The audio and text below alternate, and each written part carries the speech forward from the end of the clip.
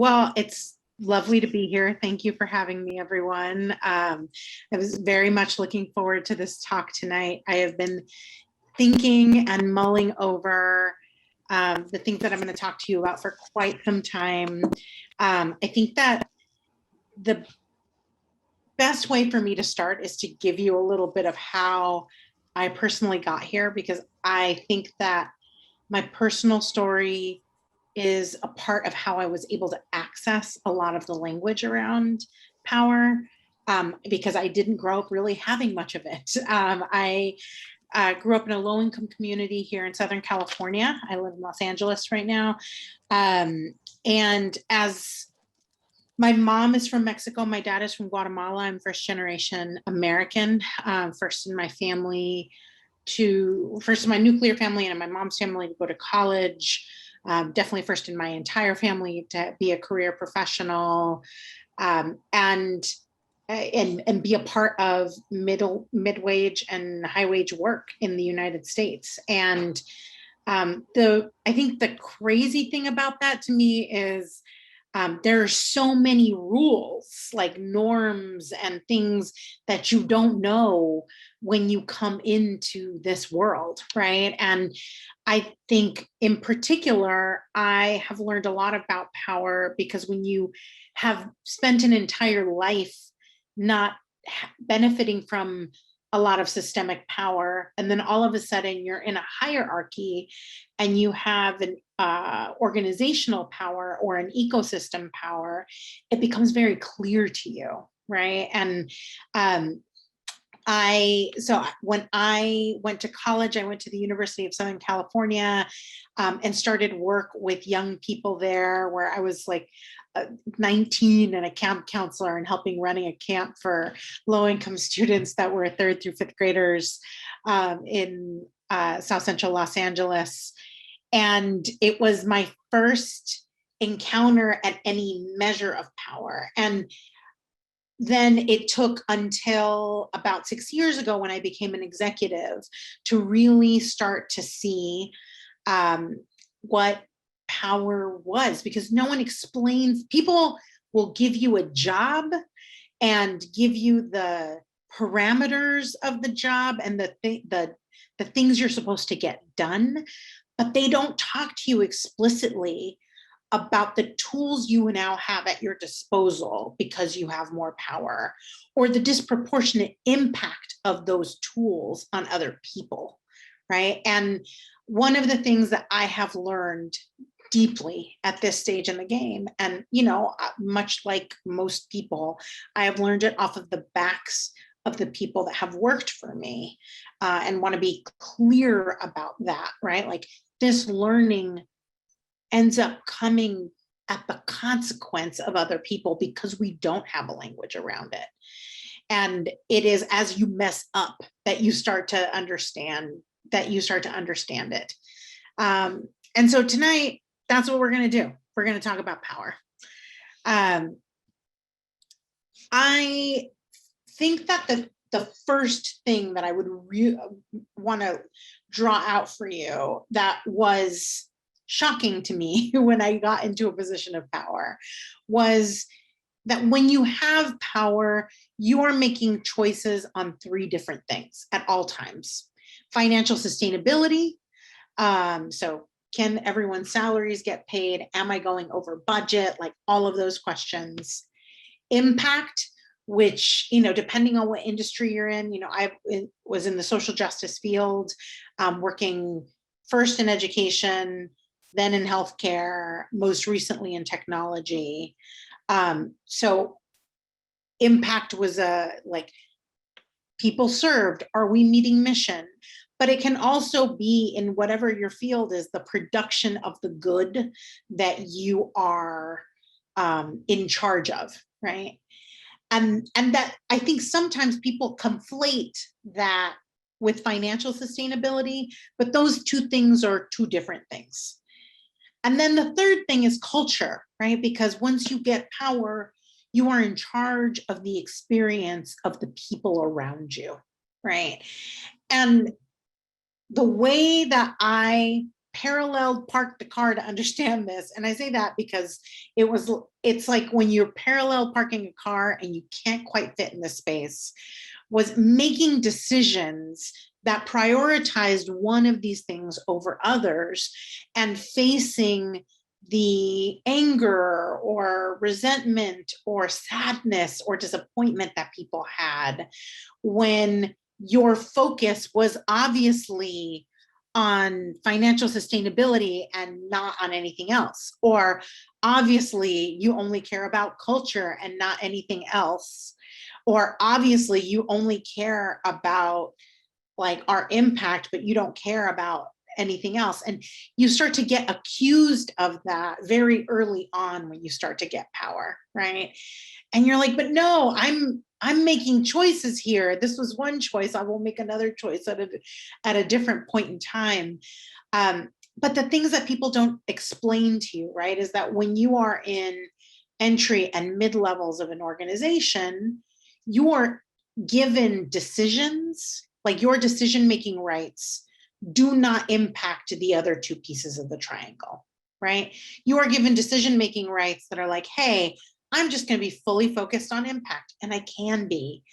And my sphere of influence does not mean that impact pushes up against financial sustainability or culture, or wherever on the wheel that you're making choices. And then as you move up an organizational ladder, right, you start to have choices where these things compete with each other.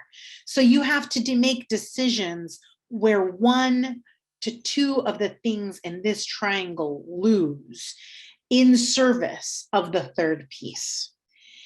And that often also means that when you are distributing power to people, they begin very frustrated and very resentful because they don't like having to make that kind of a choice. So while you're trying to distribute power, people are constantly trying to give it back to you. And it takes an incredibly disciplined leader to walk people through the process so that they know that that hard decision making, the no-win decisions, or the decisions that are not win-win, still have to be made. So I went through this process of like, how do I help my team understand what power is? How do I help myself understand what power is? Because I had enough of those moments where folks were disappointed or saddened. I remember one teammate telling me, Carla, it's not that I don't trust in you, I really do, but the way that this happened sucked. And really trying to understand what that meant. And also like fully understanding that when I did that, the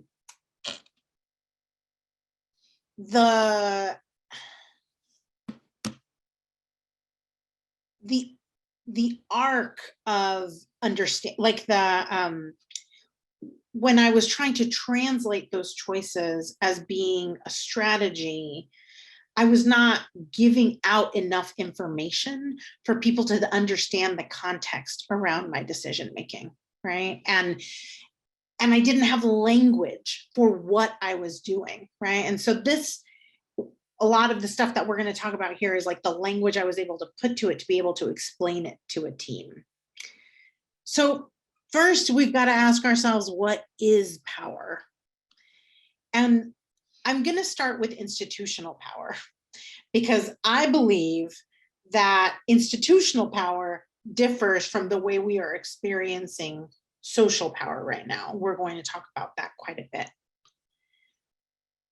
So in order to attain institutional power, often the prerequisites for that have been seniority, money, connections, patriarchy, and whiteness. Right? So in order to be given power in an organization, in a company, it was about time spent, the money and investment that you were able to make, the people that you knew, and your siding with or performing the act of patriarchy, and you're siding with or performing whiteness on the job. And those pre-existing traits and the performance of those traits gave you access to this bucket of power that came all together in one package, right? Money, access to money, access to information, access to decision-making, like decision-making rights and decision makers, right? So both the ability to make the decisions and to be proximate to leaders who are making decisions, and the reach of your ideas. So the audience that is obligated to you, right? So if I'm a CEO at a company and I send out an email, everyone's kind of got to read the email, or will be in some way, shape, or form held accountable for reading the email. If I am a coordinator and I send an email to the entire team, how many people have had the experience where you've put a lot of effort into putting down all sorts of information and everyone's like, well, I don't know what was in that email, and act as if, and act accordingly, right? And so when we have an audience, the ability to shape narrative pops up, and there are all sorts of pieces to that, which we will talk about. Like I said, this came in a package, or this, and still does to a great extent. And something really interesting is happening in this moment, which is we are having a very different experience of power socially than we have institutionally. And that is happening maybe for the first time in human history, right? I imagine there was some separation of this as well when the printing press got created. But the internet has changed our relationship to this. So you've got the internet as a prerequisite, digital fluency, and creativity. And that gives you access to each of these things individually. So all of a sudden, I have access to information that I did not have before. This became especially clear to me because I've spent the last year with long haul COVID. I got COVID in the first round, really, of COVID on March 13th of 2020.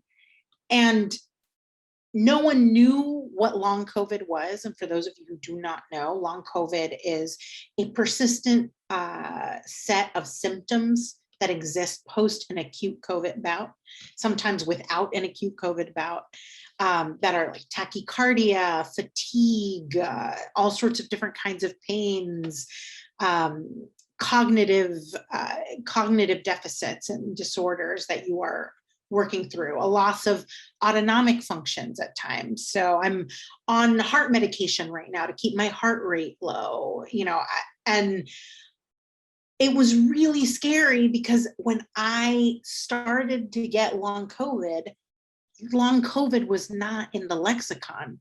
The way that we discovered it is that a lot of us started gathering online and talking to each other about it. And then patient advocacy groups started to form together online, and you could start to search the different symptoms that everyone was having. And then that search helped you go into doctors' offices with information, even though you were not a doctor, right? And say, hey, these are symptoms that are popping up for a lot of people. What you're saying was supposed to be over, or you're saying is psychosomatic or anxiety driven now, is not true because it's happening in numbers, in lots of people in a population. And a lot of folks actually with diseases that are not as explainable are now able to go online and search or subscribe to medical journals, information that used to only come to them through the seniority of a medical degree. Right. And often people will refer to that and the agitation that the medical community has around that of like, oh, they are WebMDing themselves. But it's important for us to see how much power that carries, right? Then you've got decision-making rights, right? So that ability to gather together, the ability to create pressure, we as a long COVID community, we organized together, we created sticky messaging, petitioned the CDC, and then long COVID started to get recognized last summer as at the beginning of last summer as a part of the disease that was happening to a third of the population that got it, right? The decision-making rights to do that were not ours, but we were able to pressure the systems and institutions that were there in order to get it recognized, which helped with the loosening of insurance, a number of other things. And we've seen this happen in a number of other ways too. Access to decision makers, right? The way that you got access to decision makers was creating that very sticky message online in a way that it could not be avoided, right? And whether that is happening as a result of when folks are talking about long COVID, when folks are talking about the Black Lives Matter uprisings that happened last year post the George Floyd murder, and you will start to see and notice a bunch of different ways in which information decision making and access to decision makers started, and the reach of ideas and an audience started to create people having slices of power that all used to be a part of an institutional package. Before, I would have needed a PR firm and an agent that could pitch my story ideas to newspapers. And now through the power of Twitter and organizing and information sharing on the internet, I'm able to move without that kind of gatekeeping. We've seen that a lot in small dollar organizing when it comes to political campaigns. It used to be that the only way to guarantee the ability to have a well-funded campaign was to tap into the institutions that did this work and to be sponsored by them and to have the money and the donors that they came with. But now we're watching as the creation of a sticky message, trusted community, reputation as an individual actor, and urgency shape a world in which small dollar donations can start to fund some of our major initiatives and some of our biggest political champions. And I started to get to know this because all of a sudden my audience on Twitter started to get bigger, right? And I went from having, within a set of a few weeks, I went from having something like 2,000 Twitter followers to 14,000 Twitter followers. And the assumptions people made actually that because I had that reach of audience, that I also had money or that I also had access to decision makers. But that's not really how the new world of social power works. Social power is having access to a slice of these things without having all of it and having a lot of different pressure points that you can access for it. And so now you have these two worlds that are colliding, right? And I want to talk to you about the context of those two worlds, right? Not 30, 40 years ago, the workforce was predominantly male, like almost exclusively white, in particular with high and mid-wage work, almost exclusively white. It had 2, maybe 3 generations in it. LGBTQIA populations were in the closet and socially ostracized at work when they came out often. And folks with disabilities often hid those disabilities because they were not protected in the workplace. And now we have a situation where 40% of high to mid-wage work is filled by women, right? We've got LGBTQIA populations out in the workplace for the first time. We've got 5 different generations in the workforce. We've got folks with disabilities requesting accommodations and really demanding their dignity be honored. And we've got people of color becoming a rising force within those company structures. So you have this situation where institutional power is working in the exact same way, but the population that is experiencing that looks incredibly different. And their social experience of power is also incredibly different. And that is creating internal wars that are happening inside of the workplace right now, all of the time, where folks can't understand, if I can access power this way outside of the workplace, why can't I access power this way inside of institutions? And are often doing what they can to are often doing what they can to make that to bring those tools internally, right? And you're watching HR departments freak out about that, because when folks are searching, subscribing, organizing, creating community, being creative to create power within institutional structures, the institutional power structures get very paranoid about that. And I do think it is worth saying, right, that this new power that we're talking about, this social power, has also come with a lot of harm, right? Yes, we have made incredible advances when it comes to things like Me Too and Black Lives Matter and people's awareness of those things, but we've also seen a rising force of white supremacy within the United States and abroad.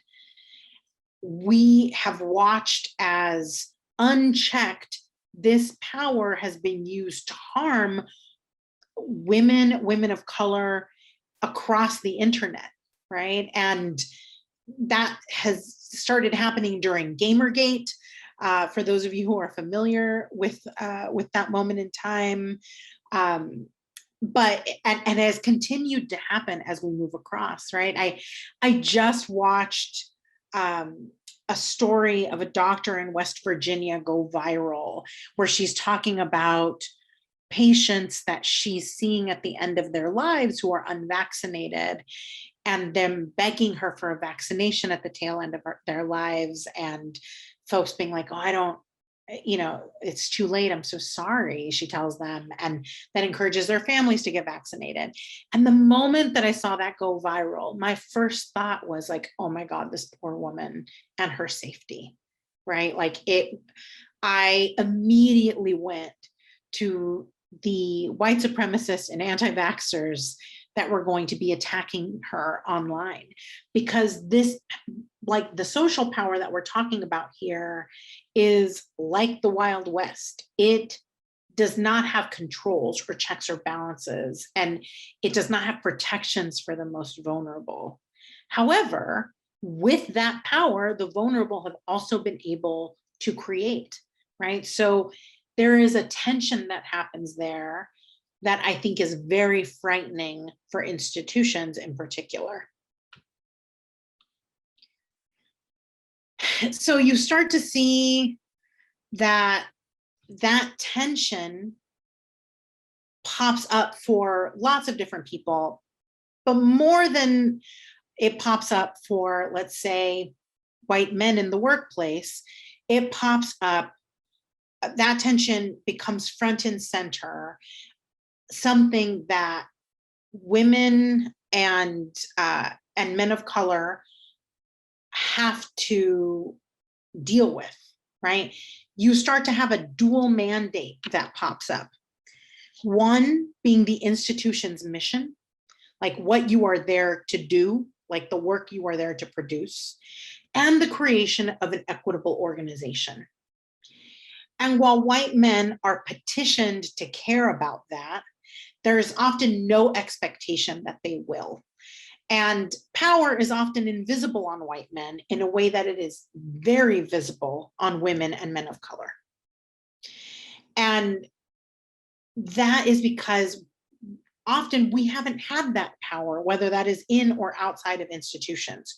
So when we do have access to information, decision-making rights, decision makers, the reach of ideas and money, everyone's like, whoa, whoa, whoa, whoa, whoa, what's going on here? And they have an expectation of us that we will not perpetuate and continue to perpetuate the same oppressive systems that kept so many of us out of the workplace. And I really believe, right? Like, I really believe that we have not understood, and we have short sold the amount of work that is there to do to create an equitable organization. We have a segregated workforce in high to mid-wage work, certainly in salaried work across North America. And that segregation has not changed. I always think about the picture of Ruby Bridges when she integrated schools in the United States. When there's this picture of this little Black girl going into schools and the people around her screaming and yelling, and her being surrounded by the National Guard, and how much safety and protection it took to get her there, and legal intervention it took for her to get there. And we have to date not had those interventions happen in the workplace, right? So you can only imagine all of the ways that structurally the workplace is segregated, whether that is an entry, retention, promotion.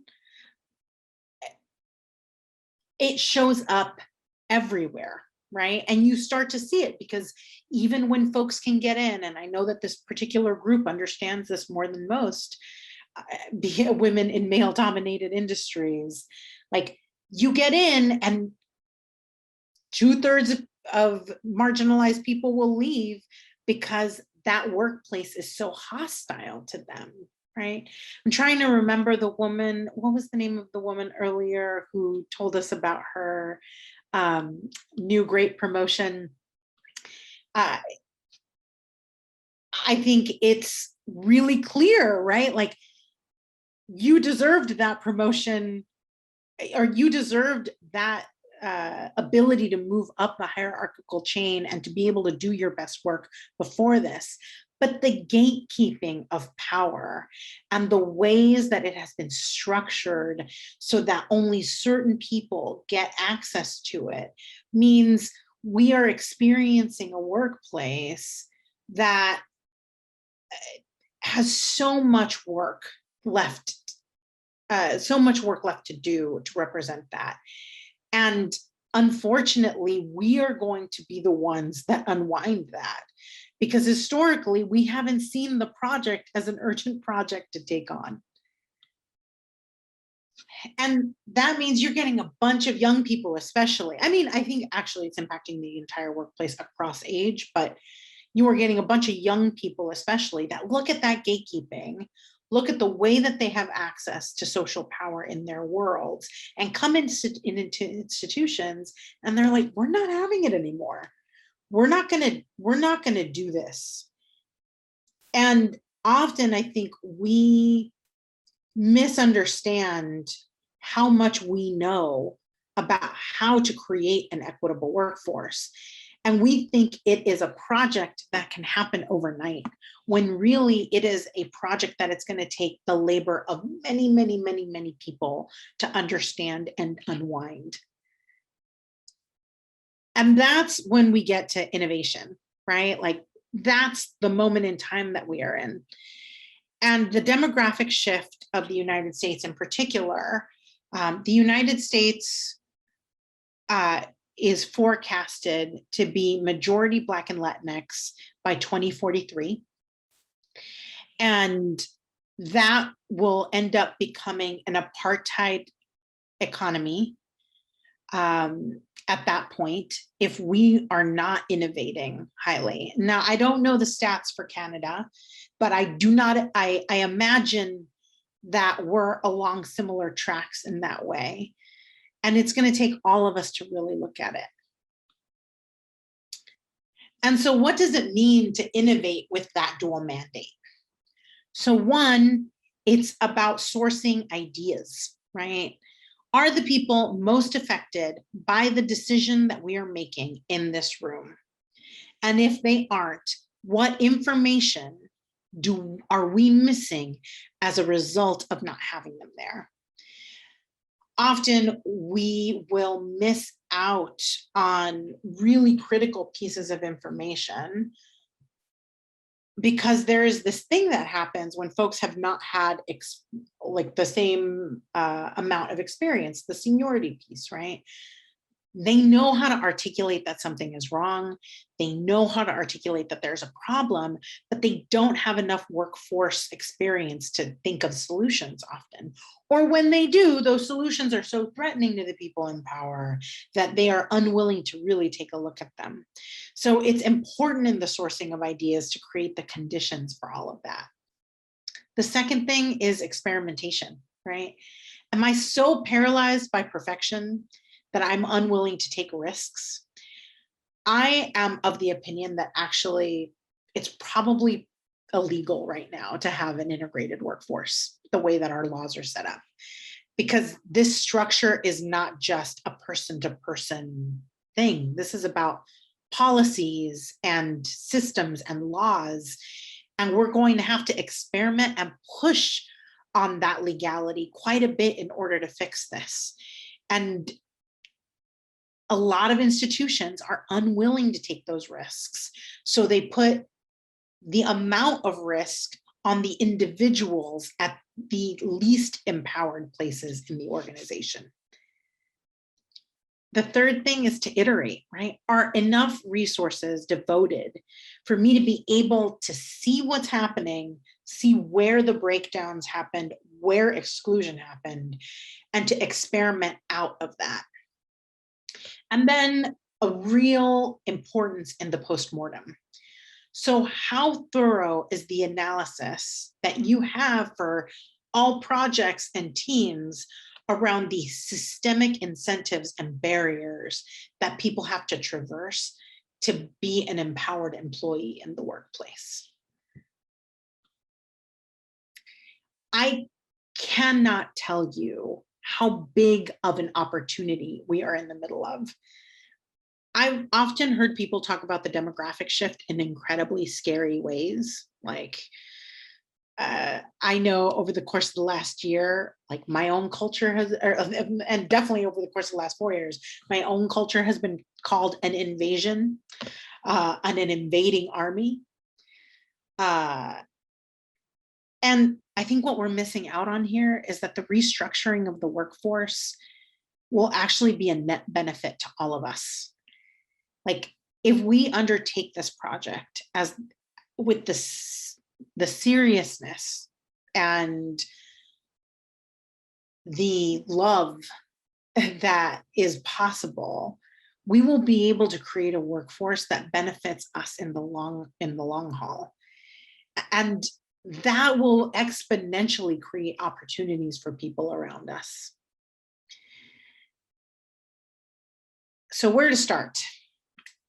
And quite frankly, like, I've never found a way to start anything before starting from within.